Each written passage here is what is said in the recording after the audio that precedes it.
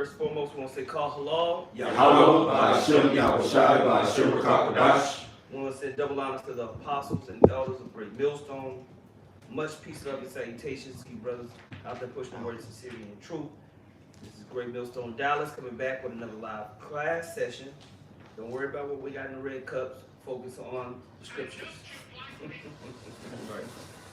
But today what we want to do is do a kind of a current events and just kind of go over prophecies, some news, touch on some things, kind of be like an algo update. But I got all these brothers with me, man, so we'll be able to bring out a lot more points, more willingness, edifying. Let's start off with Romans. That's right here. This is Romans 13 and 11. It says, and that knowing that the time, that now it is high time to awake out of sleep. For now is our salvation nearer than when we believe. Now it's time to wake out of sleep because we're coming into the end of the end. We're in the last days of the last days. So there's an urgency with rising up in the spirit. There's an urgency with coming into the light of wisdom of Yahweh Yahushua. That you may be guided in your path, that you may be protected in the dark times that are going to befall the earth, especially Babylon the Great. Babylon the Great is America. Don't listen to these other false prophets that are trying to tell you that Babylon the Great is not America. Babylon the Great, when you go into the book of Revelation and you read about it, is talking about America. This is that beast system that's come back. Ancient Rome was that dragon that you read about in the book of Revelation, but this is the dragon, that beast system rising up again. That's Babylon the Great, the whore that rideth upon the beast. And we're going to get that in Revelation 17th chapter.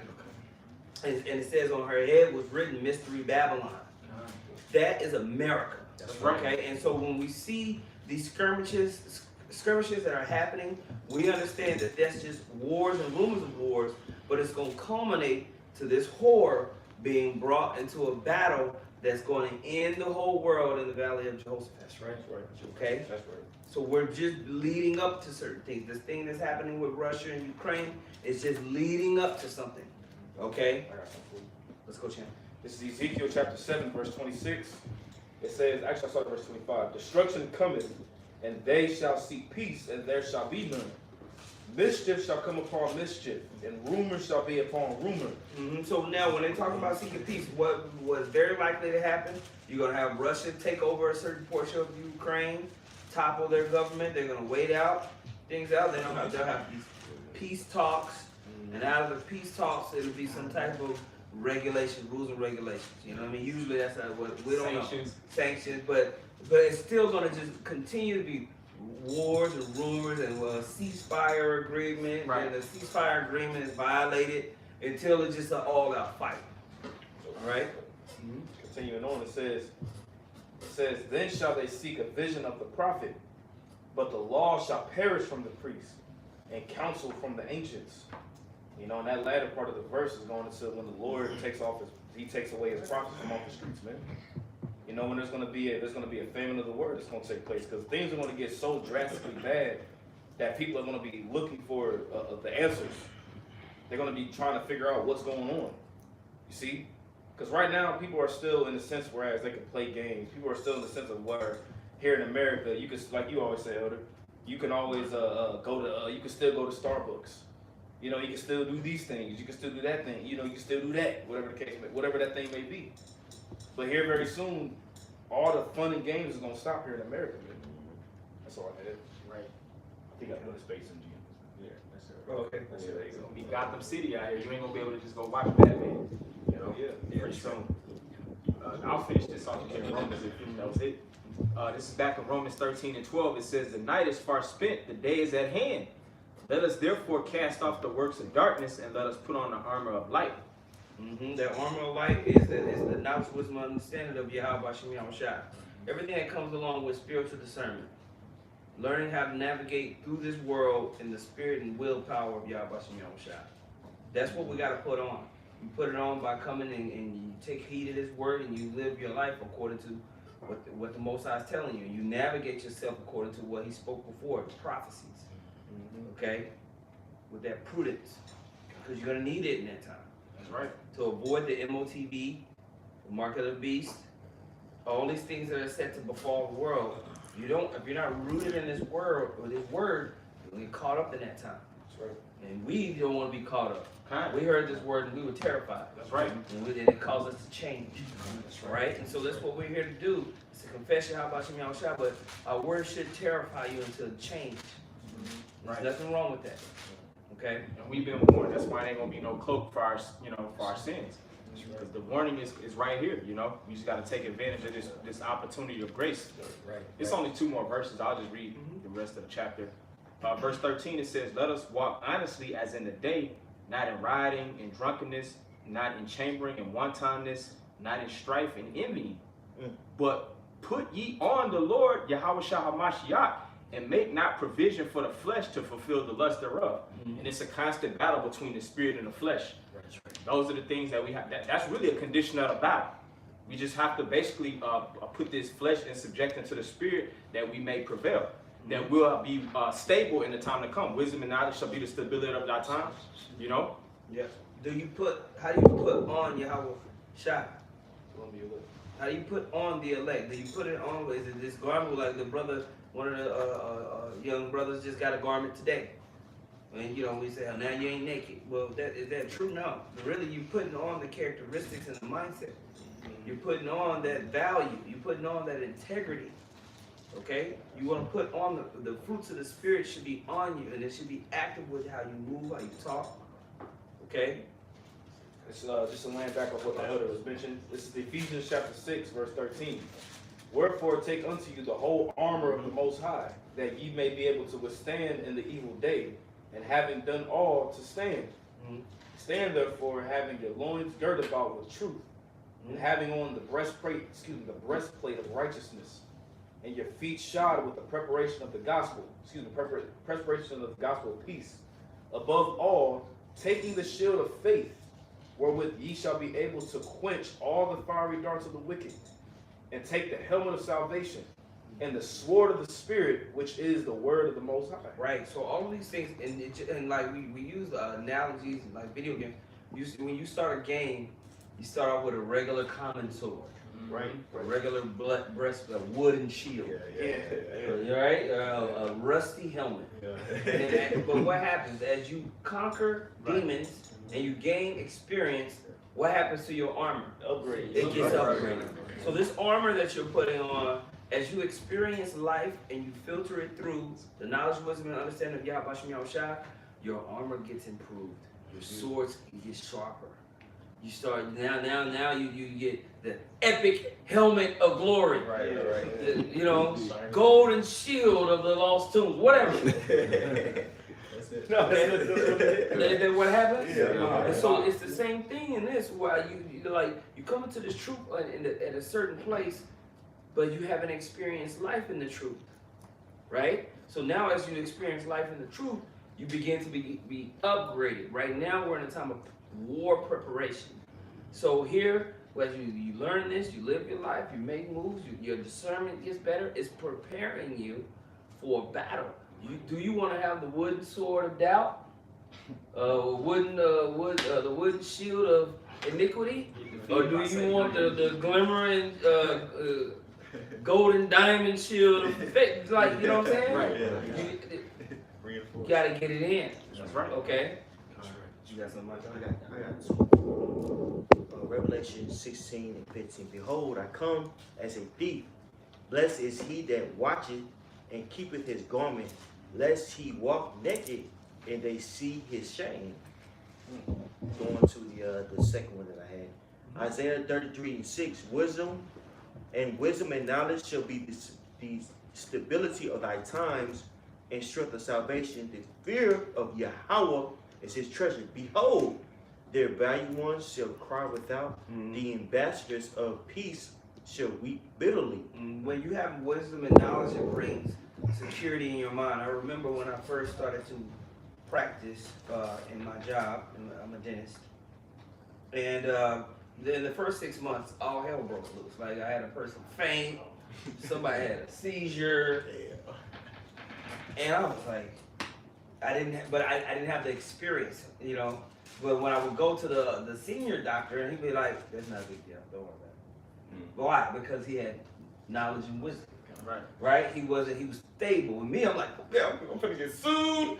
It's over, man. You know, But now I have younger ones under me. They coming to my office. Like, wait, what are you gonna do with this? I'm like, just do this. Oh, thank you so much. Oh man, I didn't know what to do. Right? You don't want to be that way in this truth when all hell breaks loose, where you just don't know what the hell to do. Knowledge and wisdom shall be the stability of your time and strength of your salvation. Get into this word, build yourself up, man. That way, when trouble comes, you're not frantic. You're not frantic when S is hitting the fan. Okay? I got something real quick. Let's go, Chad. This is the book of 2 Timothy, chapter 1, verse 7. And it reads, "For the Most High hath not given us the spirit of fear, but of power and of love." Fear of what? What type of fear is being talked about here? Fear of circumstance. Not fear of the Heavenly Father. Fear of circumstances. Fear of jail, death, whatever, loss, right? Imprisonment. Okay? Maybe your children being taken. Whatever fear of these worldly circumstances that we think about.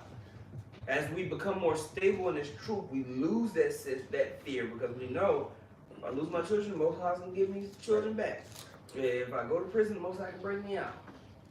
If I get killed, the Most High can raise me up. Man.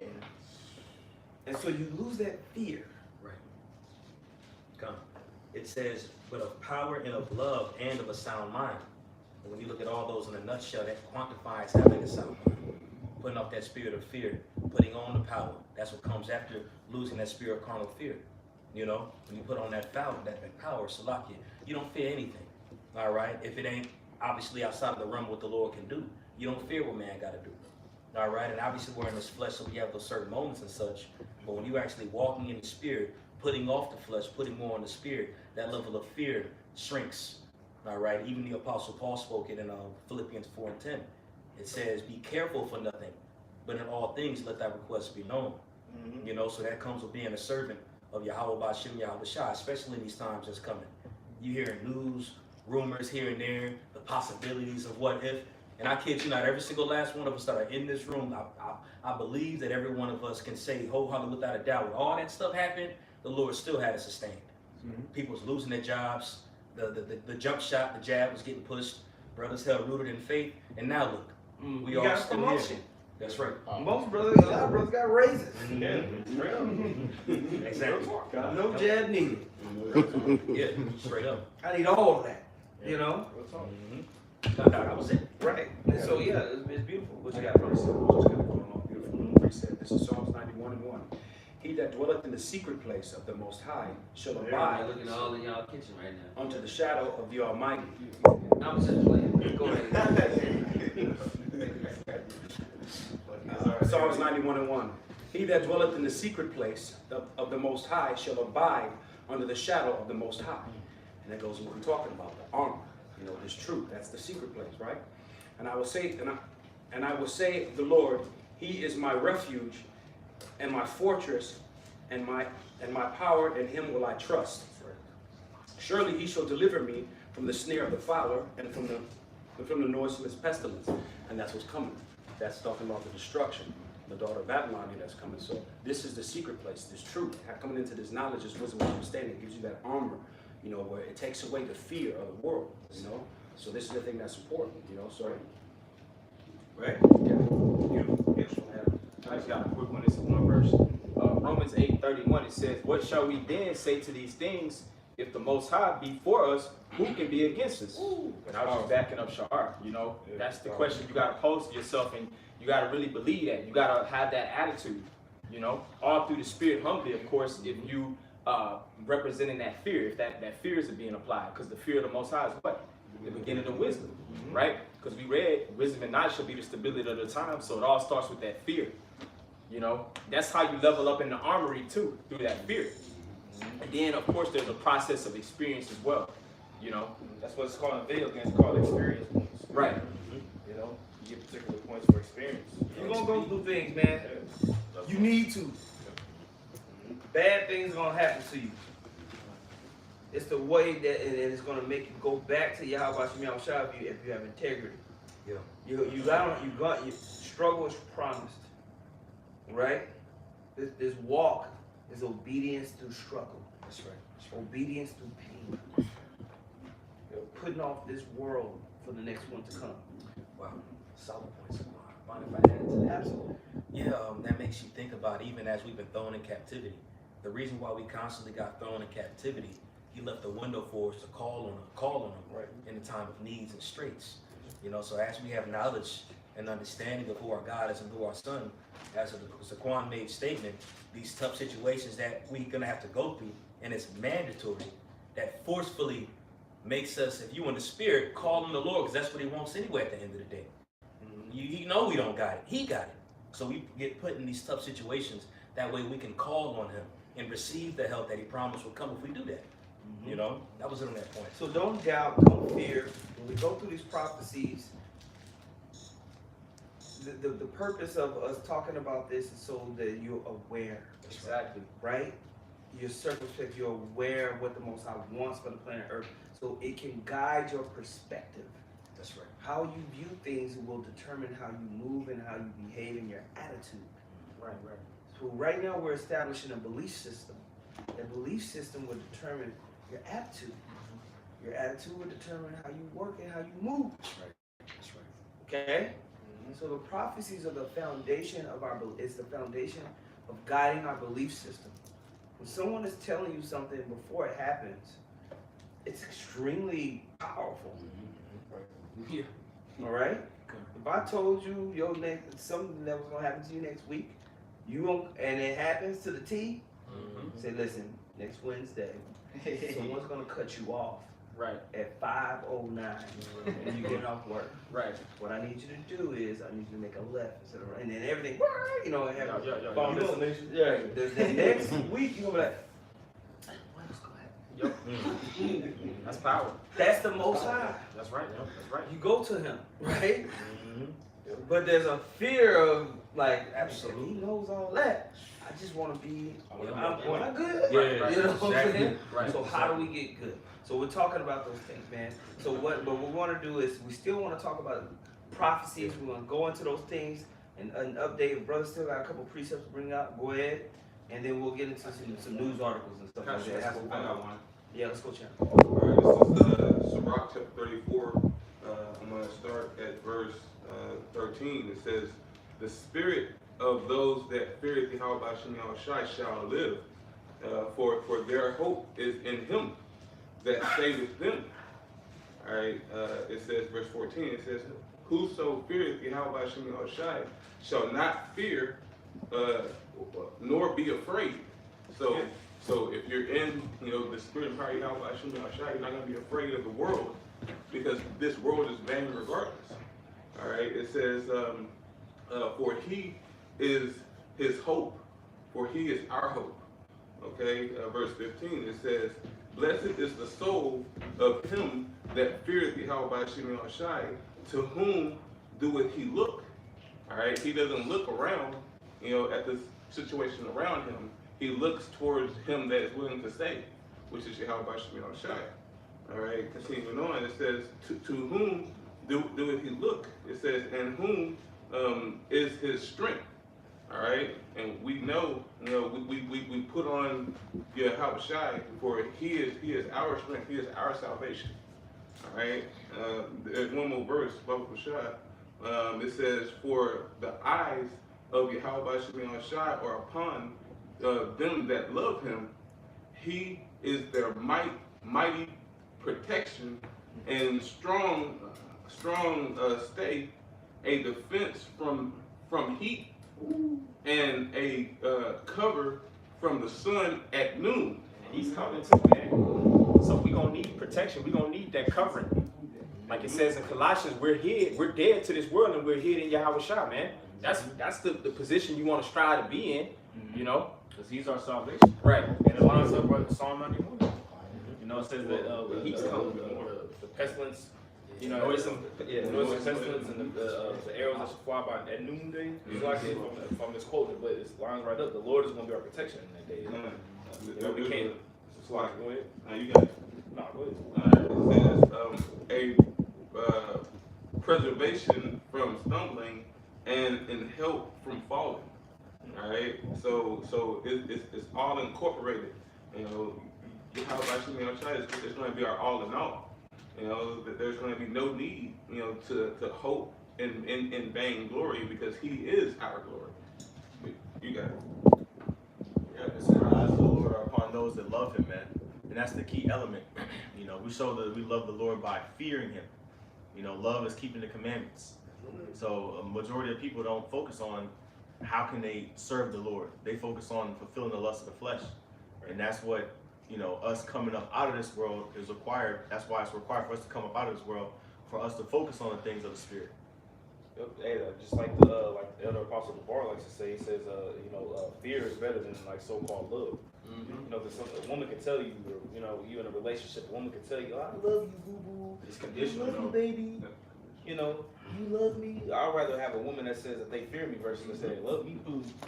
You know what I'm saying? Because what? Fear brings forth obedience. And it brings ultimately love. And it ultimately will bring forth love. And when you have that, in order. When you have that dynamic of fear, what happens to that woman? You get rewarded. Right. See what I'm saying? And we're looking for rewards from Yahweh. The ultimate reward that we're looking for from Yahweh Shema Shai is salvation and redemption. You know what I'm saying? I have a quick one. This is 1 John chapter 4, going into how we're not supposed to be afraid. 1 John chapter 4, verse 17.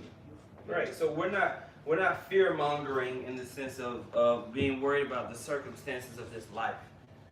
When we talk about these prophecies and we go into a lot of these other fake Israelite groups like One Body and Yahushua with these CIA type fronts, you know, with this guy, what's his name? The cornbread eating beanie nigga. Yeah, I'm talking about you. Chili eating, man. Right. I'm not indirectly talking about you. I'm directly talking about you. Okay? You say it like that. Straight up. Right. And so these guys that want to tell you, they talking about World War III. What they gonna do with the people? That's gonna bring them to your house shot, you stupid cornbread eating nigga, man. That's right. And Most High's gonna deal with you too, bro. Facts for that weakness. Fake ass nigga. Alright? That's what the prophecies do. It opens up the minds of the people. Right. Okay? So we're not talking about fear mongering as far as being worried about the world. That's why you guys want to go and talk about, you gotta feed the people, you know, because y'all worried about the wants and needs of this life. Yep. Those things are taken care of. Okay? What we're talking about is the next life, man. Preparing people for that. Okay? A lot of clown Israelite CIA front groups out here. But we coming straight raw. That's right. We don't have no agenda. We don't need your money. We don't need your money. And we don't need no stupid glory or praise. We don't need none of you niggas support, man. Okay? We give the glory to Yahweh Bashem Yahweh Shai. That's right. That's all that matters. That's right. Okay? You got something? And if I can say, that's why judgment is going to begin at the house of the Most High. We have the house clean before we can really address the other nations, you know, as far as the prophecy's concerned and where they going to line up. We got to direct it at niggas first. And among the circumcision, those that know that they're Israelites, because it seems like they're the worst ones, man. That's right. That's why they have to be addressed first. Yep. You know, that's concerning everything what's going on in prophecy and what manner of men shall we be, like it talks about in 2 Peter the 3rd chapter, you know. It's like what Yahushua said. He said, those that knew my Father's will but didn't do it going to be beaten with many stripes.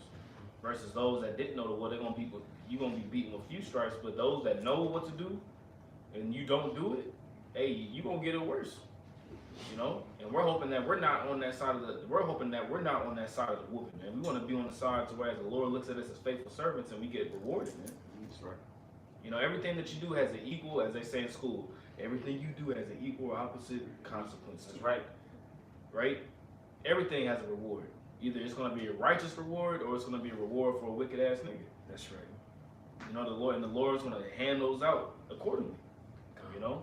It's like a shit show in Israel with a lot of these guys, so that's why I want to just absolutely. It's, you know, true. With all these prophecies coming to pass, man, you know, Yep.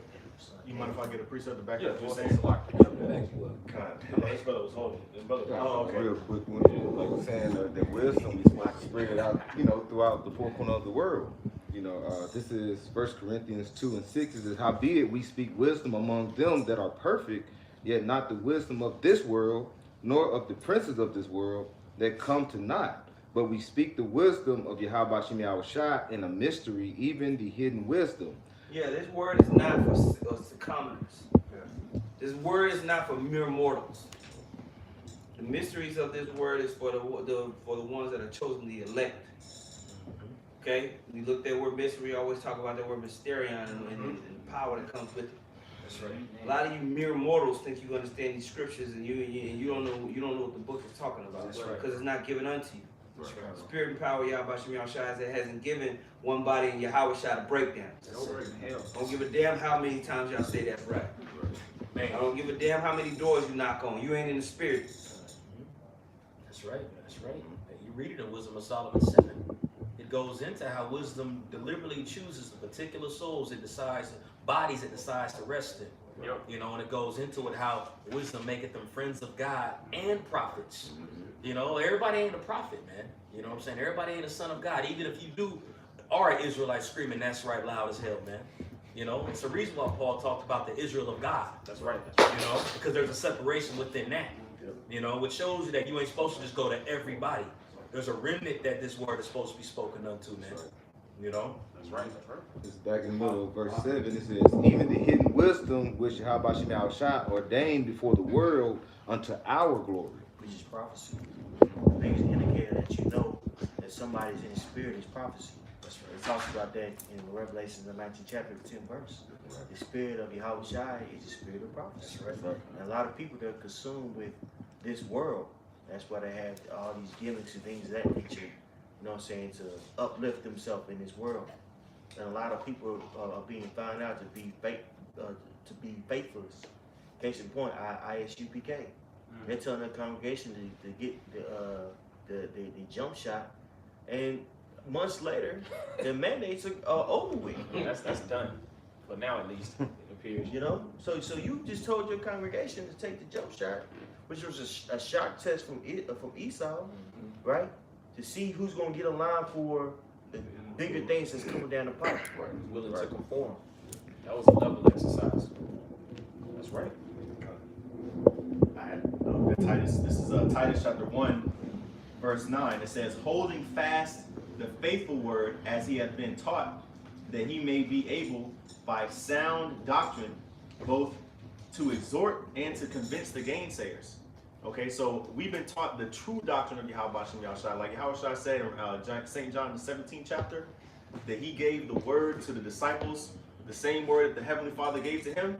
Well, that same word, that same doctrine has been passed down to the men that you see before you today, starting with the apostles and elders of Great Millstone, man. And we believe that through faith. There's no documentation of certificate of approval from any particular, a school of this world that gives us the approval, okay? But through the spirit and power of Yahweh Shem Yahushua, man, hey, starting with Elder Abba Bivens, okay, One West, and all the people that a lot of people talk down on that they don't know anything about, that predate all of us before the internet, the YouTube era, okay? We need to have reverence and respect towards those men, man. That's right. Okay? And verse 10, it says, for there are many unruly and vain talkers and deceivers, especially they of the circumcision, like you were going to preach out of Elder, Yeah, we ain't gonna throw indirect shots. We're gonna tell you who we talking about. We're talking about one body in Yahweh shot. Phonies. While y'all trying to play games. Go ahead, man. That's the last time I mentioned y'all bitch ass niggas. No, that was in the verse, but it says unruly and vain. Vain words are empty words. Words that do not lead to edification. Words that lead to the opposite, that lead to leading people, causing the flock and the sheep of the Lord to go astray. That's right. And that's blood that's on a lot of individuals' hands, man. That's right. That's right. I got something real quick because you made the statement earlier. Those one body in Yahweh shot guys got on us because we always going into war. Prophecy. This is Revelation chapter 22, verse, start at verse 6. Say pull that. Reads, Con, and I'm gonna, oh, you about to pull it? No. Yep. Hold the spirit. But that's the spirit. Con. This is Revelation chapter 22. I'm gonna start at 6 and read 7. I'm gonna jump down. But it says, and he said unto me, these sayings are faithful and true. And the Lord Yahweh, God of the holy prophets, sent his angels to show unto his servants the things which must shortly be done. Mm-hmm. And what is that tied to? Wars, nigga. That's right. And of course, other things too. All right, but the scriptures go, what did Yahweh say when he gave us the signs of what was to happen before the last days? You should see wars and rumors of wars. All right, and these are things that we're supposed to share. Okay, when you continue, it says in verse 7, behold, I come quickly. Blessed is he that keepeth the sayings of the prophecy of this book. Mm-hmm. A lot of guys don't want to prophesy. That's right. You want to talk about feel-good stuff. Where's your fringes? Eat the lamb. Stop eating, But the prophecies of the book is what's driving people to the truth. That's right. Because they see all hell breaking loose. And they're trying to figure out what's going on. We're blowing the trumpet. Blowing the trumpet ain't talking about put fringes on. You stupid dummy. That's right. Facts. That lets you know that a lot of these guys are CIA groups. They just come to look good, to draw you in, to number you, man. They're numbering you for the slaughter. They're getting you in the league so Esau can come and round you up. They're not down for this truth. They're not compelled to create the fear of Yahweh Shem Yahushua, man. They don't know what the New Testament is talking about. Right. They're not teaching the order of Melchizedek underneath Yahweh HaMashiach. Right. Because they don't get it. It's not given unto them. When we're talking about these things, we're going through these prophecies, we're talking about this, it's drawing you into, oh man, what does the Most High want? Right. What is he doing? Why? Mm-hmm. You start asking questions. Mm-hmm. Real questions. Real men want to have a vision cast for their life. That's right. Not play games about some world, it's about this life. Right. Cable, the news show in Babylon. A building in Babylon that's going to get burnt down and destroyed. That's right. Right. We're looking for a building in the kingdom. That's right. Mm-hmm. Okay? So yeah, we're talking about the destruction of this place that you understand. Right. Because there's a new world coming. That's right. Yeah. Have a little more to this. I'm going to jump down to verse 10 and read to verse 12. Revelation 22 and 10. And he said unto me, seal not the sayings of the prophecy of this book, for the time is at hand. Mm-hmm. We in a time right now where all these prophecies are coming to pass, and you got niggas that's out here that want to seal these words, man. But it's one thing to get upset at it, but at the same time, we know, look, that shows that these guys are currently in their lot, especially in these last days, man, because they're doing the exact opposite of what the scriptures say. Right. It says, seal not. What are you doing? Sealing it and getting on the guys that are pushing these prophecies. Mm-hmm. Verse 11, he that is unjust, let him be unjust still. He which is filthy, let him be filthy still. And he that is righteous, let him be righteous still. And he that is holy, let him be holy still. Which shows you there's going to be certain people that are set up in their lots. Separate. The righteous, the holy, those that are unjust, and those that are filthy. And they're going to be doing what they're doing, especially in these last days. And I'm reading this final verse, verse 12. All right. And behold, I come quickly. My reward is with me to give every man according to his work shall be. All right. So the unjust, the filthy, going to get that reward. And the righteous and the holy are going to get that reward as well, man. At the end of the day, rewards are coming. All right. But be careful. Hey, be careful. All right. On what you're doing in these last days, man. Because you don't want to be on that side to get that reward for the unjust, man. All right. Because we see the spirit a lot of these guys are in right now. That's it on that. Everybody's gonna receive their reward. Second Ezra 9. Oh yeah, I got it. Oh, I got it. Let's start at the top. This is the book of 2nd Ezra, chapter 9, verse 1, and it reads. It says, "He answered me then and said." When we read these scriptures, we opened up and we talked about we were gonna go through current news, prophecy, stuff like that. But we start talking about the fear of the Lord. That is all inside of these prophecies, man.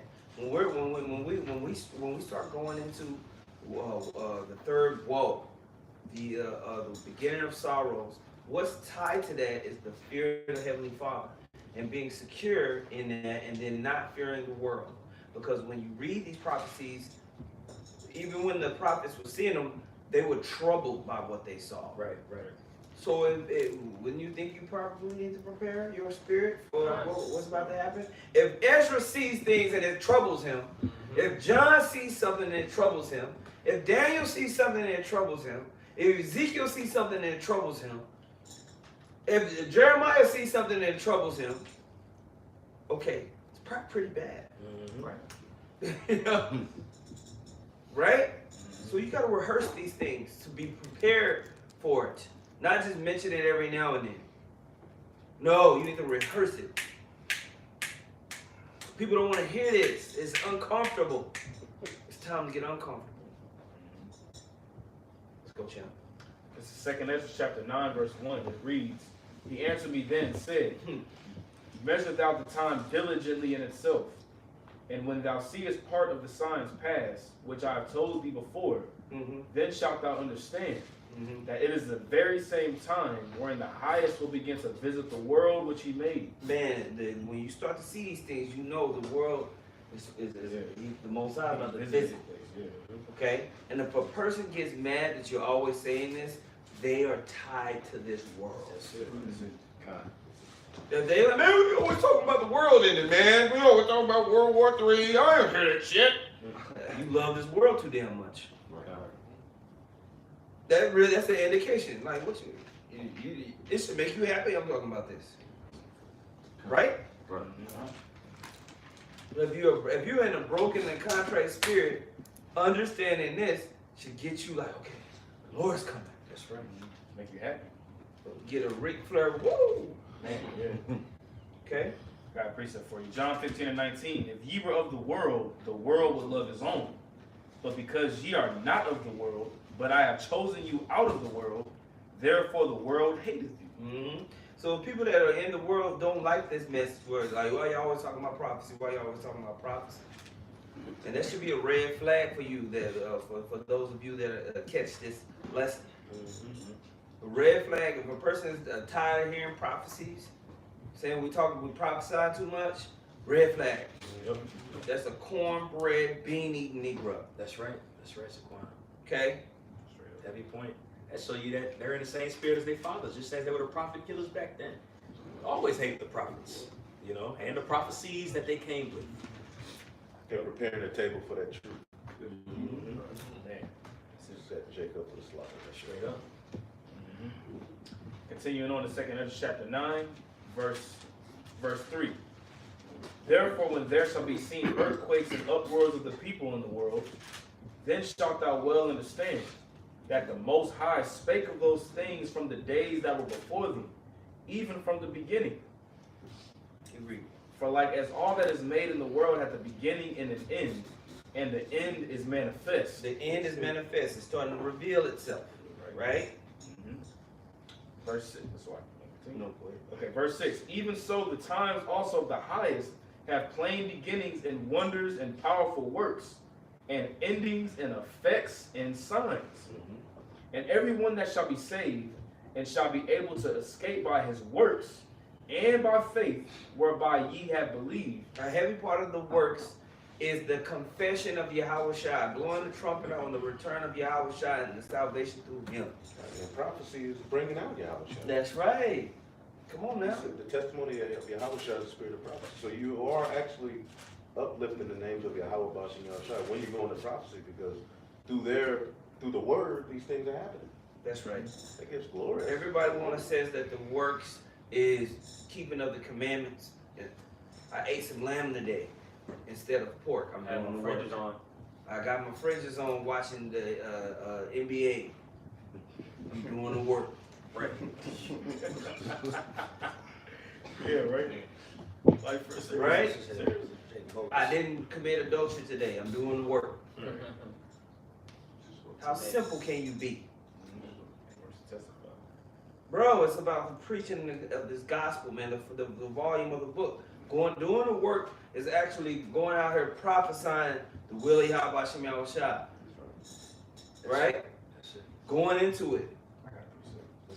John 6:29, Yahweh shall answer and said unto them, Yahweh shall answer and said unto them, this is the work of the Most High, that ye believe on him whom he has sent. And how do you believe?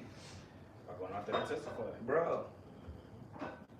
What was it, Romans 10? I got it right here. That's Let's go, champ. God. This is Romans chapter 10. I'm going to start at verse 8. The point is at 9. It says, but what saith it? The word is nigh thee, even in thy mouth and in thine heart. That is the word of faith which we preach. That is, Salakia, that if thou shalt confess with thy mouth the Lord Yahweh Shai, and shalt believe in thy heart that the Most High hath raised him from the dead. That's the work. Going out and preaching, prophesying Yahweh Shai, and the actual opportunity for salvation. That's the work. Go ahead, Jim. Come, thou shalt be saved. You know, and when you go into a confession, like something you always go into, Elder Yashawamba, going to these two witnesses, all right, that were prophesied to come in these last days. Now let's look at a court situation, a court scenario. You have somebody sitting on that seat right there giving that confession. Meantime, in the audience, certain people that are out there are looking at you like, man, you better not get this confession. Then they put certain people under witness protection program. So what comes with this confession, all right, is a threat of your life, imminent death being surrounded by you. You know, and it makes sense why he mentioned those that shall confess shall be saved, man. Because it shows you it's a constant thing that you do, prophesying constantly in the manner of all evil looking at you, putting your body out there, making yourself a living sacrifice. It ain't just saying, praise Jesus, wear these fringes and eat this pork, man. I'm sorry, eat this lamb, Salakia. It ain't about that, man, but it's actually making your body that living sacrifice. You know, that's that confession that, you know, brothers are going into. You know? 13. Come. This is Romans 10 and 13. For whosoever shall call upon the name of Yahweh shall be saved. Keep reading. Come. Verse 14. Then shall they call on him in whom they have not, Salakia. How then shall they call on him in whom they have not believed? And how shall they believe in him of whom they have not heard? And how shall they hear without a preacher? And how shall they preach except they be sent? How they gonna preach unless the Spirit that came on to them to go out there and be sent? What you gonna preach about? Go ahead. As it is written, how beautiful are the feet of them that preach the gospel of peace and bring glad tidings of good things. Right, and that's a quote from Isaiah. Okay, is there more on that? It is.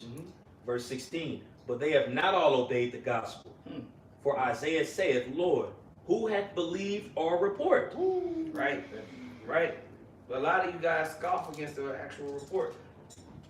Right? The kingdom of heaven is at hand. Like This is happening, that's happening. Had that report. Oh man. Yeah, absolutely. Yeah. Solid point. Solid point. It's a lot here, bro. No, that's good. It's giving false reports, man. The 10 spies, them 10, it came back with the wrong report. Those two witnesses, Right. Joshua and Caleb, Judah and Ephraim, they had the right report. Solid. And it's the same thing, because Jake really scared. They was really scared to go into that land, man. Scared. Scared of what comes with it. Exactly. That's right. We like grasshoppers. They want to boast in the land, but they don't want to go through the straight gate, 2 Peter 7. That's right. In order to get to the wide, you got to go through the straight. Jake don't want to deal with the straight. Man. They want to act like they got the wide now. You ain't got the wide now. Man, I think of the straight gate, like also like just when we had to go through the Red Sea. Yeah, you know. The Lord was right there with us. Water on both sides, you know what I'm saying? But what happened, man, we was dry. Yeah. And we got through. Yeah, and that's what Paul talked about in 1 Corinthians 10. Going into that baptism, how all of our fathers were baptized with the baptism of Moses. That was that straight gate through that water, man. You know, still in that baptism today. Only difference is through fire. That's right. That's it. In the wilderness, there was actual, the Lord was like physically, like immediately doing things. For us, we have to wait, That's right. but we see it happening. Right. You know, so it's miracles to us, it's hidden manna, but to the world, it's like, man, like Jake, the confession of Yahweh, the spirit of prophecy, what do? They basically look at it like they looked at the manna, like you brought out. This light bread. All we got is this light bread. That ain't enough. It's not enough for Jake. But to us, it's like, wow, the Lord literally said this was going to happen, and we see it happening. To us, it's, Yeah. Let's get that story, bro. Consequence. Let's get that story of Caleb. Let's get that story. Beautiful. Number 13 and 1. Number 13 and 1. We're gonna read this. We're gonna pivot a little bit, man. Spirit on. This is Numbers chapter 13. Oh, go ahead. Okay, Numbers chapter 13, verse 1. It reads, And Yahweh spake unto Moses, saying, Send thou men that they may search the land of Canaan, which I give unto the children of Israel. Of every tribe of their fathers shall ye And send that's the men. promised land. The land of Canaan is the promised land. So the book, you have the book of Numbers, all right, where we're basically going into the wilderness, which should have been about a month's trip, but it took 40 years to go to the promised land, you know, the land of Canaan. It was promised to Abraham, Isaac, and Jacob, but at that time, who was occupying it? All of the ites. Yeah, all the ites. You know? Hivites. Yeah. Right now, who's inhabiting it? Yeah. Amalekites. Amalekites. And the Elamites. You know, some Ishmael as well, but go ahead. Verse 2 again, Send out men that they may search the land of Canaan. And that word search there in the margin says to spy out, which I give unto the children. And really, that's what we're here. It's like if this was a show, pretty much we're sent here, you know, to spy out this place, in a sense, to testify. Man, You know, in undercover bodies, you know what I'm saying? You know, man. we're like spies, you know what I'm saying? But it's in a spiritual sense. That's right. You know, where ultimately people don't get it. Right. We live our everyday life. We're like literal righteous spies. No, reports on we were reporting on the pedophile rings. Right, and things reporting on the like that. pedophile rings. We just set up YouTube pages to get up the word out. Yeah. And the Lord is bad, man. Man, that's heavy, bro. Wow. We're spying out the land That's what's happening. That's heavy, bro. in spirit. That's what's happening, man. That's right. Heavy.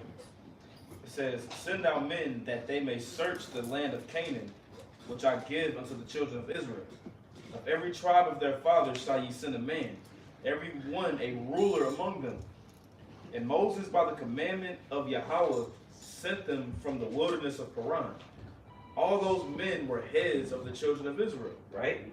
and these were their names of the tribe of You can Reuben. skip down. Okay, I'll jump down to verse 8 real quick. 12 spies, basically. Mm-hmm. Right. I'll jump down to verse 8 real quick, just to of the tribe of Ephraim, O'Shea, the son of Nun. And I'll actually jump up to verse 6. Of the tribe of Judah, Caleb, the son of Jephunneh. So all these men were sent out to spy out the land, right? Right? Go down. Jump down to verse 16. These are the names of the men which Moses sent to spy out the land. And Moses called O'Shea, or Hawashai, the son of Nun, Jehoshua, or as you would say in the Hebrew, Yahushai. Right now, and how you approve that this is that this is Yahushai, or his name Yahushai. This is also how you can prove that Yahushai how his name is Yahushai too. When you go to the book of Acts, the 7th chapter, real quick, just to prove it. When you go to See who actually studying. You watching this video. You watching this to actually get some nuggets. So when you go into the book of Acts, the 7th chapter, is it Acts chapter 7 or is it? It's 7. So this is the book of Acts chapter 7, and I'm gonna read. And it's also one in Hebrews, the 4th chapter. Yeah, We don't have to go through the whole breakdown. I think that's actually the Is one that that the I one want you to want? get. That's the one I want to get. So like, Hebrews 4, yeah, that's one I want to get actually. like verse. Because it actually proves the point of it. Yeah, Hebrews 4 verse 8. Okay. Yep, this is Hebrews chapter 4. Yep, this is it. Hebrews chapter 4 verse 8. It says, for if, I'll read it verbatim first. For if Jesus had given them rest, then would he not afterward have spoken of another day? Now, when you get this word Jesus as it is written here in the English, right? This is actually talking about Joshua, right? This is actually talking about Joshua. So, And you can link that with Acts 7 and 45. exactly. You go to this one and then you hit if you're on the blue letter, you can click on the scripture, That's what I had here. go to the concordance, and then you go to the outline of biblical uses. When you scroll down, it's going to tell you this word Jesus is the same word for Joshua. Right. When you look that word Joshua up, it is what? Yahawashai. Right. Now this word Oshea is Hawashai. Right. Okay? Which is like all of these words mean things. Right. Okay? Yep. And Hosea is pretty much how you have Hosea. It's Hawashai. You see what I'm saying? So this is how you prove that Yahushai's name is actually Yahushai. Because really, if somebody wanted to be technical, they're saying Jesus. If somebody really just kind of wanted to be just on a technical term, you could really correct them and say, well, you can call him Joshua. If you really want it in the English, if you want to say that, right? But according to the Hebrew, when you read it in the text, because in the text, it'll say Yahweh Shawai, right? But when you actually read it in the text, it says Yahushai. That's right. You see what I'm saying? That's how you prove that what his name is. Well, Yahushua, Savior. Moses changed his name to Yah. He is Savior. That's it. Simple. Yeah, that's it. Yep, okay. That's just a point. This little nugget. Going back. Verse 17. And Moses sent them to spy out the land of Canaan and said unto them, get you up this way southward and go up into the mountain and see the land, what it is, and the people that dwelleth therein, whether they be strong or weak, few or many, and what the land is that they dwell in, whether it be good or bad, and what cities they be and what cities they be that they dwell in, whether in tents or in strongholds. Now skip down to 25. Jumping down to verse 25, and they returned from searching of the land after 40 days. And when they went and came to Moses and to Aaron and to all the congregation of the children of Israel unto the wilderness of Paran to Kadesh, and brought back word unto them and unto all the congregation, and showed them the fruit of the land. And they told him and said, we came unto the land whither thou sentest us, and surely it floweth with milk and honey. So the spies came back and they were like, man, bro, balling. They balling, bro. Just to put it in layman terms. Okay? Go ahead. And this is the fruit of it. Because remember, when they came back, they had grapes, they had, you know what I'm saying, different things that they brought back. Like, man, look, this is what we got from there. Like the conquistadors, when they first came to America, they came and they was just like, dang, eating the fruits, gold laying on the ground. Okay? Yeah. So there's a level of excitement because the Most High promised all the way back since the time of Abraham, this is our land. Okay? Go ahead, champion. Verse 28, nevertheless, the people be strong that dwell in the land, and the cities are walled and very great. And moreover, we saw the children of Anak there. You see what they're doing is they're like describing like we can't win. Yeah. When you keep reading like Deep bow. like dog, they got a wall, man. Yeah. Yep. And when you get the children of Anak, when you get that word Anak in the Hebrew, it means a long neck people. Like giants.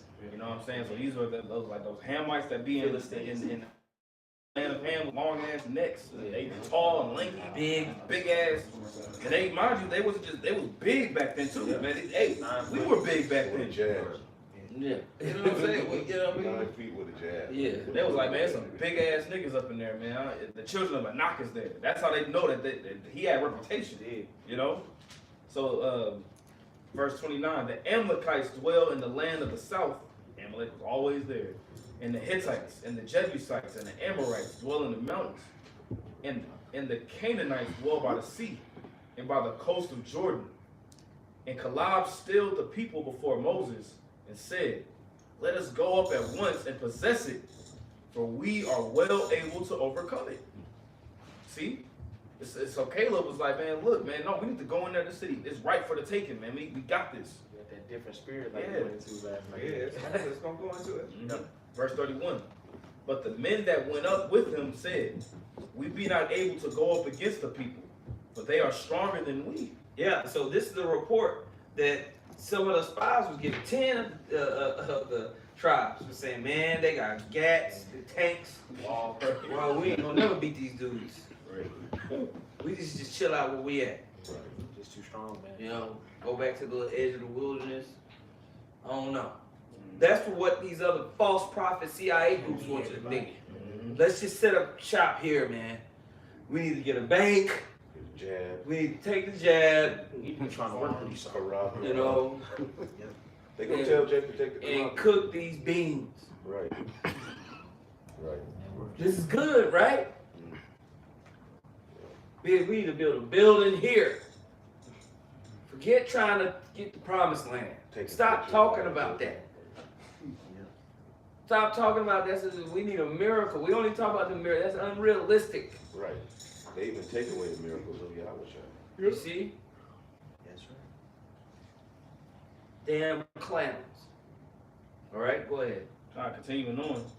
It says in verse 32, it says, and they brought up an evil report of the land which they had searched out unto the children of Israel, saying, the land, though we have, it says, through which we have gone to search it, is a land that eateth up the inhabitants thereof. Mm-hmm. And all the people that we saw in it are men of great stature. Big. Giants. Literally. There you go. Right? Verse 33, and there we saw the giants, the sons of Anak. Right, now when you look at that word giants, guess what it is? It's Napoleon. Mm-hmm.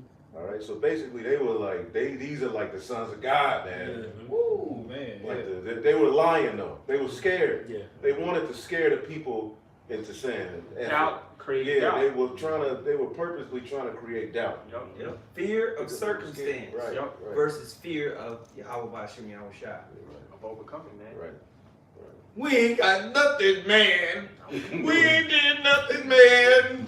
We ain't got no TV. We ain't got no building, man. You sound like a bitch. Right. I can't see it, man. Yeah. Damn They clown. way more organized. Go ahead, man. I got a quick one. Yeah. Deuteronomy chapter 9, verse 1 and 2. Hear, O Israel, thou art to pass over Jordan this day, to go in to possess nations greater and mightier than thyself, cities great and fenced up to heaven, a people great and tall, the children of the Anakim, who thou knowest, and whom thou hast heard say, who can stand before the children of Anak? Understand therefore this day that the Lord Yahweh thy power is he which goeth over before thee. As a consuming fire, he shall destroy them, and he shall bring them down before thy face. So shalt thou drive them out and destroy them quickly, as Yahweh has said unto thee. See that? So at the end of the day, when it's all said and done, Yahweh Bashim Shai is with us to fight our battles for us, man. As the priest Yadakar brought out earlier, if Yahweh Bashim Shai be for us, nobody can be against us, man. Right. So they're trying to sow this doubt in the sense of, well, we just need to build here. We can't take these guys down. And who's the modern day children of Anak? Esau. Esau. Man, that's right. That's why the scripture said the hands will be in the neck of the enemy. Now I'm just Hey, it means neck. No, but for real, they're the modern day. It's like, man, right. How can we take them down? In a sense, like Right. Esau, he got so much. It's like Jake can't see it. Like, that's Right. how they were looking at the children of Anak. So now let's flow into Numbers 14.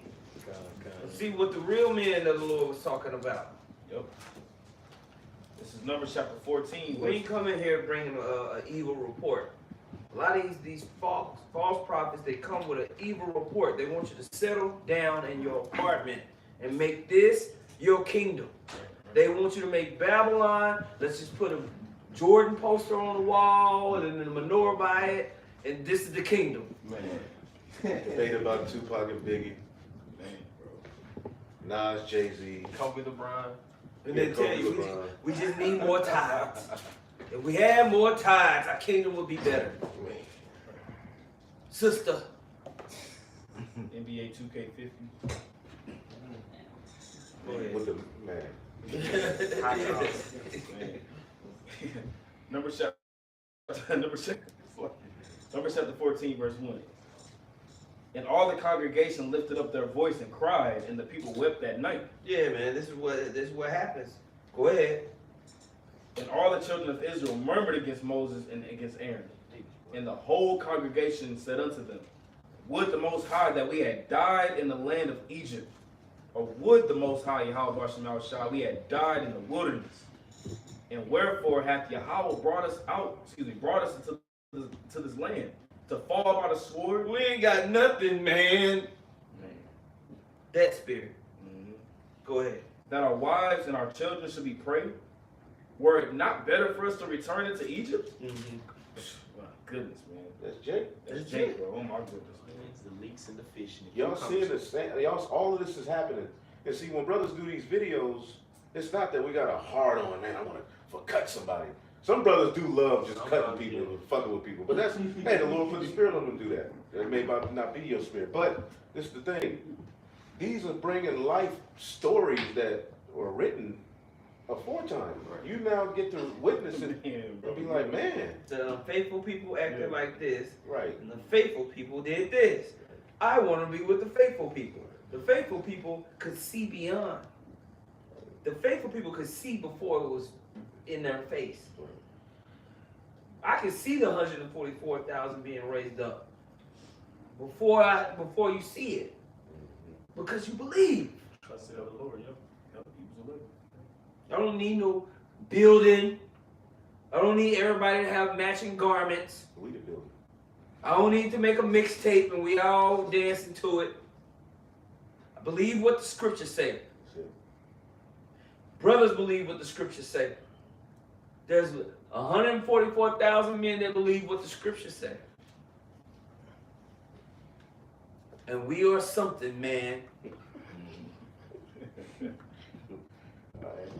I am somebody.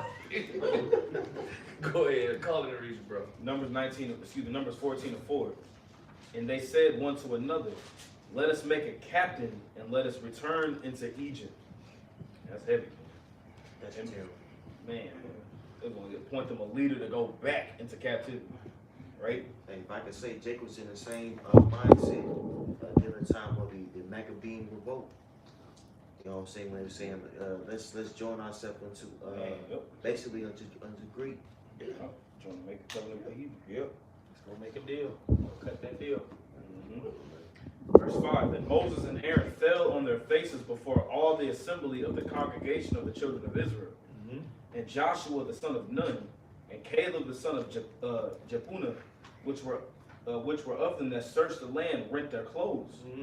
And they spake unto all the company of the children of Israel, saying, the land which we passed through to search it is an exceeding good land. If the Lord Yahweh delight in us, then he will bring us into the land. Because what did they believe in? They didn't believe in what they saw. They believed in the prophecy, the expectation, the hope of salvation. Yeah, when you look at our people, it looks like we're through. But the Most High said this was going to happen. I'm going to follow that. Go ahead. Verse 9, only rebel not ye against Yahweh. Don't rebel against the word. Go ahead. Neither fear ye the people of the land. Go ahead. For they are bread for us. Their defense is departed from them, and the Lord Yahweh is with us. Fear them not. Let's go. Man, it's very heavy. Don't fear. The Amalekites were there too. He probably was charged up too, like let's go, man. They are bread for us. I know. The Lord gonna give them, you know, eat. Can I get a quick one for y'all? Absolutely. Revelation 11 and 13. And I will give power unto my 2 witnesses, and they shall prophesy 1,203 score days, clothed in sackcloth. These are the 2 olive trees and the 2 candlesticks standing before the Most High on the earth. And if any man will hurt them, fire proceedeth out of their mouth and devoureth their enemies. And if any man would hurt them, he must in this manner be killed. Yep, Judah and Ephraim. That's the 2 states. If you're following along, that's a bad combination right there that you're seeing even in this. This is the on the carnal sense of just like our first run going into the land. You had Joshua the son of Nun, who was of Ephraim, the tribe of Ephraim, and then you had Caleb, who was of Judah, that gave a good report. The Most High, man, 2 witnesses. Well, let's get the law. In the mouth Out of of 2 the mouth of 2 witnesses. Deuteronomy 19. Pull it. Come on. You had it? Or, Whoever got it. yeah, I thought a brother back there said it. That's right. It's a jump ball. This is Deuteronomy 17 and 6. It says, at the mouth, matter of fact, I'll do Deuteronomy 19 and 15. One witness shall not rise up against a man for any iniquity or for any sin, in any sin that he sinneth. At the mouth of 2 witnesses or at the mouth of 3 witnesses shall the matter be established. The other one's better. Read that. Okay, Deuteronomy 17? Yeah. All right, Watch what it say. Okay, Deuteronomy They all good, my bad. For the point. Yeah, Deuteronomy. For the point. Yeah, Deuteronomy 17 and 6. At the mouth of 2 witnesses or 3 witnesses shall he that is worthy of death be put to death. But at the mouth of 1 witness shall he not be put to death. Right, so this testimony is going to lead to Esau being put down, man. It's a testimony of judgment, pretty much. That's right. That's right. That's right. So now we're getting this report, all right? And this is the report that we're bringing. Glad tidings, man, for the nation of Israel. Okay? We're saying that, hey, these people have been bred, that they are bred for us.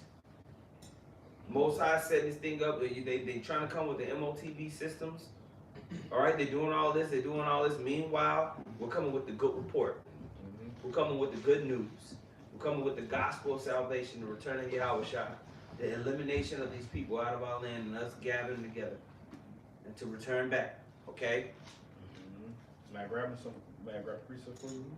This is Deuteronomy chapter 11. I'm going to start at verse 22. It says, "For if ye shall diligently keep all these commandments which I command you, to do them, to love the Lord Yahweh your power, to walk in all his ways, and to cleave unto him, then will the Lord Yahweh drive out all these nations from before you, and ye shall possess greater nations and mightier than yourselves. Verse 24. Every place wherein your soles of your feet shall tread shall be yours, from the wilderness and Lebanon, from the river Euphrates, even unto the uttermost sea shall your coast be." Here's the point, verse 25. "There shall no man be able to stand before you. For the Lord Yahweh your power shall lay the fear of you and the dread of you upon all the land that ye shall tread upon, as he has said unto you." Right. So the fear and the dread of us was going to be, the Lord was going to put the spirit on those different nations to fear us. And they heard our report, they'll be like, "Oh, hell no." Like Rahab the harlot, she was like, "Oh, snap, man, what I got to do to help?" Because she knew about the report that happened in the land of Egypt. Right. So the Lord put the actual spirit upon them to fear us, man.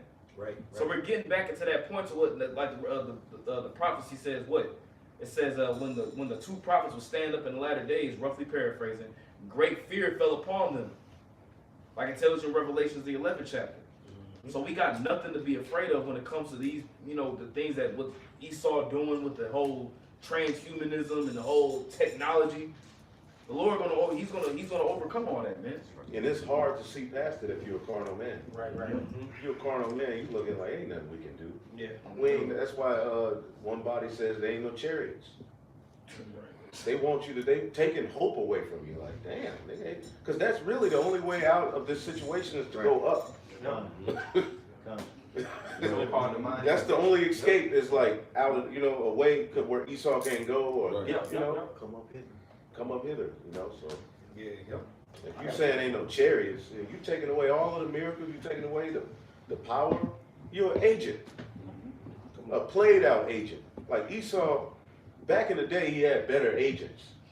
Like these dudes are completely bugged, like they weird. And it's like the stuff that they're saying, it's like, as an Israelite, you gotta sit back and say, why would an Israelite say this? Right. Why would an Israelite think like, we've been beat down, all of the pseudoscience telling us we're 3/5 of a human being, only to come to find out our forefathers are the sons of God. Right. They raised men from the dead. They got the miracles, how the Lord dealt with them. Of course, you would want to tell Israel those things. The greatest man who walked the planet Earth, Yahweh Shai, he did miracles. And some of the high priests were arguing back and forth about the miracles. They saw it. So how was it fake? Exactly.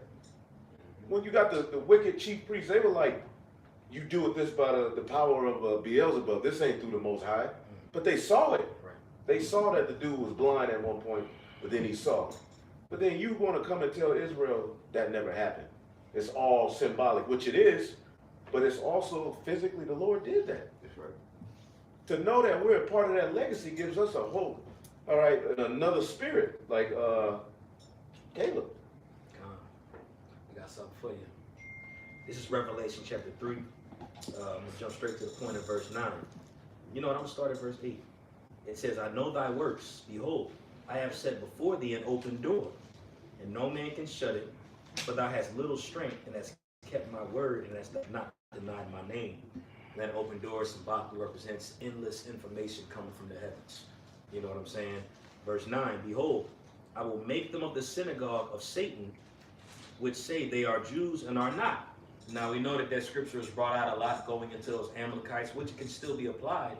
But this is talking about them wicked niggas too. You know, that was in that spirit. All right, so we're talking about these guys, you know, discrediting the miracles, discrediting Yahweh Shai. This is of the synagogue of Satan. Okay, but let's see what he says afterwards. It says, but do lie. Behold, I will make them come and worship before thy feet. So it's going to come to that point where they like, golly, man, yo, the Spirit of the Lord is on these guys, man. All right, and even, obviously the heathen, they're going to come in the kingdom and bow down before our feet. But it's going to come to that point when those people are going to see who the real servants of the Lord is, and they're going to ask for that oil, as you read in Matthew the 25th chapter. All right, when you continue, it says, I will make them to come and worship before thy feet, and to know that I have loved thee. And that point is coming soon, where they're going to clearly see that these are my beloved sons in whom I am well pleased. You know? That's it on that precept. Right? Kind of jumping back to Numbers chapter 14, verse 12. I'm sorry, not verse 12. This is verse 10. I'll read verse 9 again. It says, only rebel not ye against the Lord Yahweh, neither fear ye the people of the land, but they are bread for us. Their defense is departed from them, and the Lord Yahweh is with us. Fear them not. But all the congregation bade stone them with stones. That's how mad they was at the prophets. That's how they get mad at Great Millstone. Telling you, hey, we gonna make it. We be all right. We ain't nothing, man. Dumbass nigga. Go ahead. And the glory of Yahweh appeared in the tabernacle of the congregation before all the children of Israel. And I find the spiritual how right before they went to stone them, the Lord came. Mm-hmm. You know, the Lord showed up. He lifted that standard. You know what I'm saying? I was actually holding that too. That's a spirit, man. Did you want to break? Yeah, I'll just get it real quick. Just one verse. This is Isaiah 59 and 19. It says, so shall they fear the name of the Lord from the west, and his glory from the rising of the sun. When the enemy shall come in like a flood, the Spirit of the Lord shall lift up a standard against him. So even when Satan's going to come with great wrath, because he knows he had a short time, we know that the Lord's going to lift up that standard, man.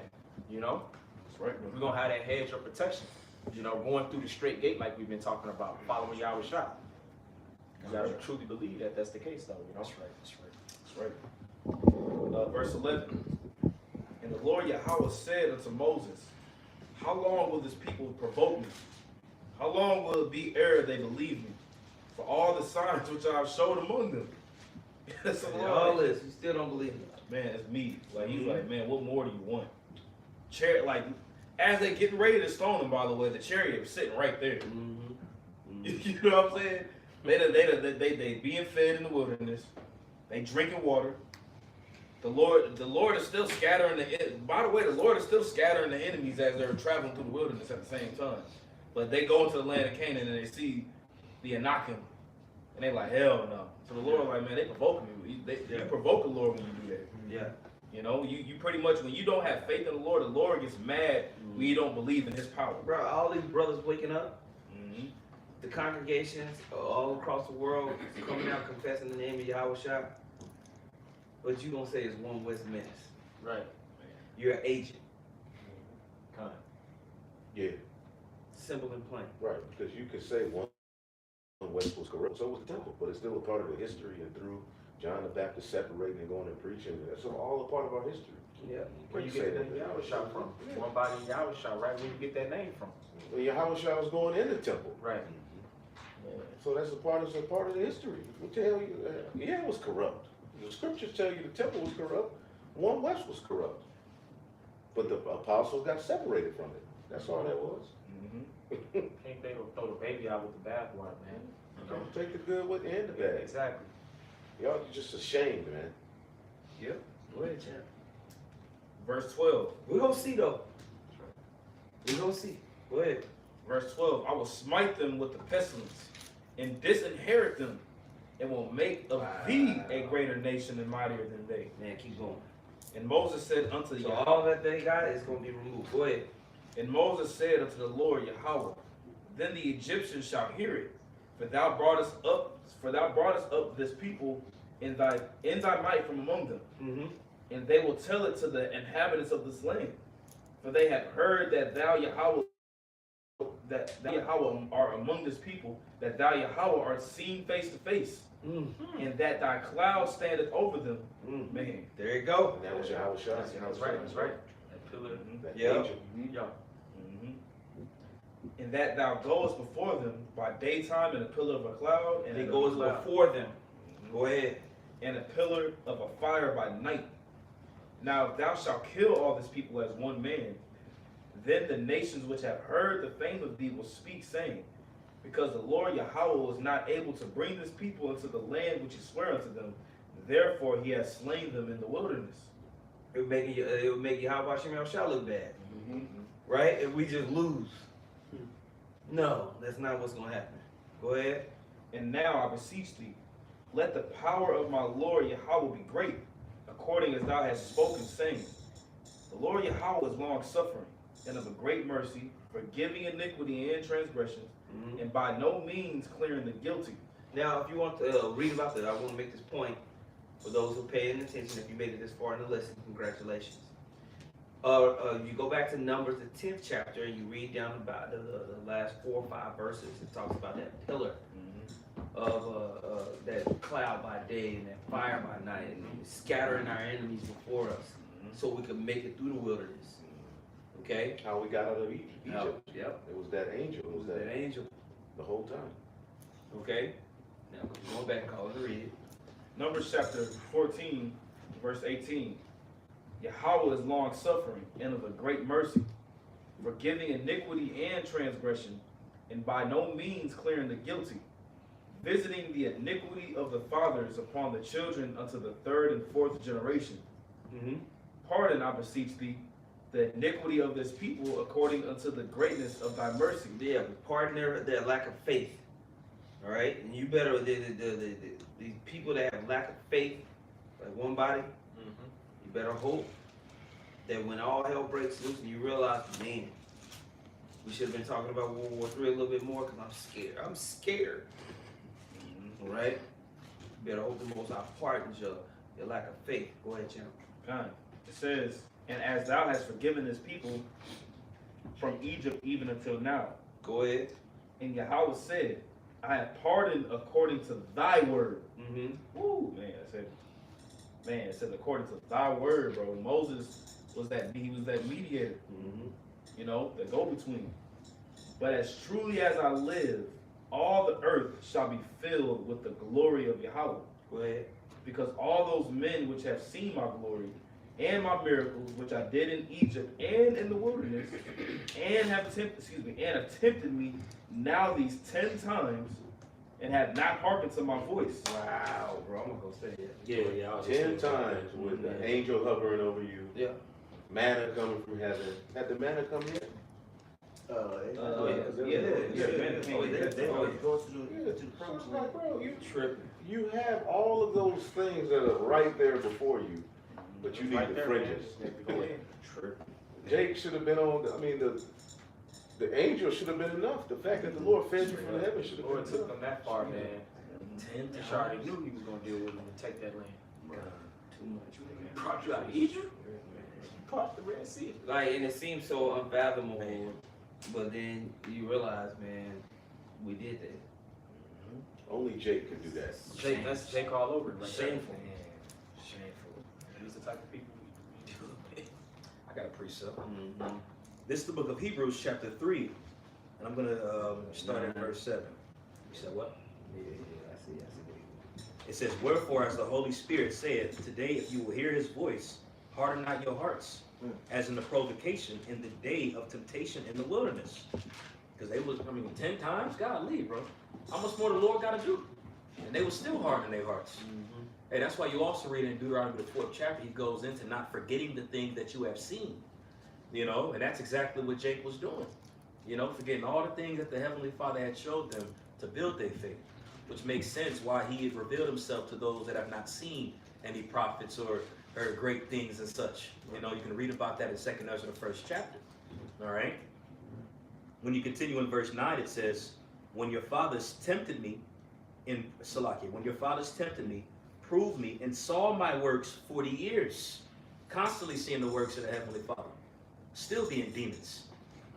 Verse 10, wherefore I was grieved with that generation and said, they do always err in their hearts, and they have not known my ways. So I swear in my wrath, they shall not enter into my rest. Now this is the point that's coming up right here, because he's going into the examples of what we're reading about in Numbers 13 and 14, how our fathers was tripping. All right, verse 12, take heed, brethren, lest there be in any of you an evil heart of unbelief in departing from the living God. So right here, he considers that unbelieving spirit that Jake was in evil in the mug, man. And you see that playing out right now with these guys, bro. Evil as hell, bro. But they fulfilling their lots. But the point going into that is the children of Israel was in an evil heart of unbelief, which is why the Lord had to intervene right when he was about to stone them, man. You know? That's it on that precept. I mean, the whole chapter goes in, but that's more on that precept, more on that point.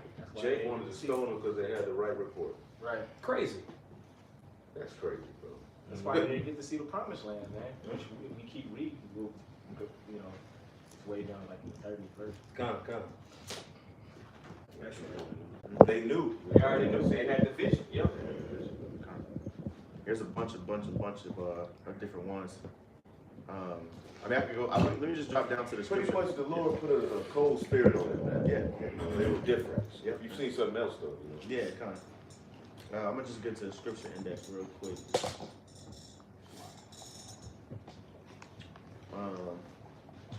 Yeah, it just says the same thing. This, it says, okay, here's one. It says, disposition, often of uncontrollable impulse. So basically, their inclination, you know. Yeah, they in the spirit. They have another spirit. The 2 witnesses had another spirit than the 10 spies, you know. That's right. Which is Joshua and Caleb. That's the spirit we gotta have, man. We gotta have this spirit of knowing that Yahweh Shem Yahushua is gonna do what he said he's gonna do. We're gonna come to this promised land, we're gonna kick ass. Right? Through the spirit right now, man. We're all brothers congregating together. This right here is kicking ass. This right here is a part of the war. This right here is casting down strongholds, man. This right here is building the building. This right here is the cable news show. This right here is the feast. It is the riches. It's the sacrifices, everything that we need. It's the priesthood. That's right. Because the priesthood were technically a medium between the Most High and, you know, through his mercy, saved Israel. You know, how he would guide Israel was through the priest. So, this fulfills everything, man. Right. Right. Everything we need. Don't let nobody sleep on the on you believing in His word. You believing in His word is more important than anything else. It's more important than how your fringes look. It's more important than a building on a hill. It's more important than a bank account with $1 trillion in it. This is what's important. Okay? These words going out and they entering into your mind and your heart and being stamped in it to where you live by it is more important than anything else. That's right. Continue on to Numbers 14. Absolutely. Numbers chapter 14, verse 25. Now the Amalekites and the Canaanites dwelt in the valley. Tomorrow turn you and get you into the wilderness by the way of the Red Sea. And Yahweh spake unto Moses and unto Aaron, saying, how long shall I bear with this evil congregation, which murmur against me? I have heard the murmurings of the children of Israel, which they murmur against me. Same thing going on right now, man. All the grumbling and all the shit talking. Yep. The denying of the miracles, you know, denying of the salvation of the Lord, how he's going to save us. That's all murmuring, man. Mocking of the manna. Yeah. You know, that's all murmuring. And that's really against Yahushua, man. And Yahushua said what? He said, he that would not let, pretty much that won't let me rule them, bring them into the slay them before me, man. And what happened to those 10 spies in the wilderness? They got killed, man. That's right. That's what we're talking about. That's what I'm we're talking about too. But Mm-hmm. it says, say unto them, as truly as I live, saith Yahweh, as ye have spoken in mine ears, so will I do to you. Your carcasses shall fall in the wilderness, and all that were numbered of you, according to your whole number, from 20 years old and upward, which have murmured against me, doubtless ye shall not come into the land. That's the bulk of Israel. 2/3. Now on this side. 2/3 doubt they ain't gonna make it. You ain't going to the promised land. Go ahead. Doubtless ye shall not come into the land, concerning which I swear to make you dwell therein, save Caleb the son of Jephunneh, and Joshua the son of Nun. But those who believe the good report from those two witnesses, you gonna enter into the land. Okay? That's right. That's the elect. The small remnant. Yeah, that's right. Go ahead. If I may grab a quick one real quick here. I'll get the book of Habakkuk. Can I make a point about the 40 years in the wilderness. because it made me think, like, if I was a teenager or younger or a child, and I'm growing up in the wilderness, and you seeing all these things as a child, you're more impressionable. But you know, we already talked about that. But also, like, you know, you're hoping that the Lord is going to deliver you. You know what I mean? Because you didn't have that doubt, and you saw the punishment of, you know, the generation ahead of you. You know, to where the Lord built that generation that entered into the land. He built that generation up to where they were expecting that, just like how He's building us up. You know. They wanted to test Egypt. and they still messed up. Man. Yeah. That's where the curses was introduced. Deuteronomy is that generation after all of those wicked niggas died off. The book of Deuteronomy is the reintroduction of the covenant to that next generation that we're going to enter into the land. And that's where the curses are supposed to be, like Deuteronomy 28. That's when they came in, like, if you fuck up this time. Fuck you. And it happened. Came to pass. Dang. Hey, like the scripture says, it says we walk by faith and not by sight. You know, so they believe the report. Because you got to think, rest of the tribe, they didn't go into the land and spot the land with them. They just believed the report of what they said. It was, you know, you had others that was like, you know what? Come. You know what I'm saying? Versus everybody, majority of everybody else, like, no, I ain't with that. I don't think that'll be a good idea. But no, the Lord always works through faith, man. The scripture says that hope that is seen is not hope. You see? So, how much more us in this wilderness, man? We living in the wilderness right now. With the expectation that Yahweh Bashim Al-Shah is going to take us out of this place the way that He said He's going to do it. Hey, can I make a point? Like what you wanted to, bro. You can see the same sentiment with David and Goliath, man. Because here it is, everybody else was murmuring, you know what I'm saying, when David came, and his brothers, you know, was murmuring, why you come down here? You just wanted to see the battle, you just wanted to do this and do that. You know what I'm saying? David was the only one who had faith in the Lord. You know what I'm saying? He had vision, like, I don't need this shield, I don't need nothing but the name of the Lord, man. I just need Yahweh Bashim Al-Shah, man. Like he told Goliath, you come at me with sword and shield and spear, I'm coming at you in the name of Yahweh Bashim Al-Shah. You see? That's that different spirit that, you know, we can see that with Joshua and Caleb, man. You know what I'm saying? Yeah, you know, David and Goliath, man. You know, David was the only one that had faith in what you got. Goliath had the helmet, he had the armor of mail.